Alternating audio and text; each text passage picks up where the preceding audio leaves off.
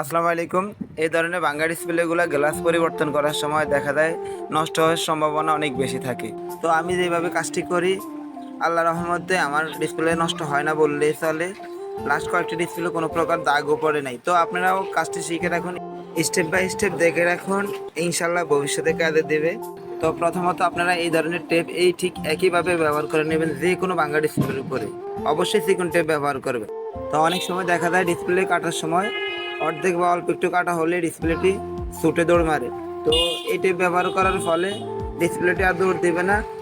আর কাটার wire ব্যবহারের ক্ষেত্রে অবশ্যই অরিজিনাল ডিসপ্লের জন্য 030 ml ব্যবহার করবেন। আর মার্কেটের ডিসপ্লেগুলো বা অথবা আগে ওসিএ গ্লাস পরিবর্তন করছে ওই ডিসপ্লেগুলোর ক্ষেত্রে মোটা সুতায় ব্যবহার করবেন, 0.05 মিলি ব্যবহার করবেন। আর ভিডিওটি ভালো লাগলে অবশ্যই শেয়ার দিয়ে অন্য ভাইকে দেখার সুযোগ করে দেবেন। আর আমার পেজটি ফলো করে দিবেন, ইনশাল্লাহ এরকম ভিডিও দেওয়ার চেষ্টা করুন।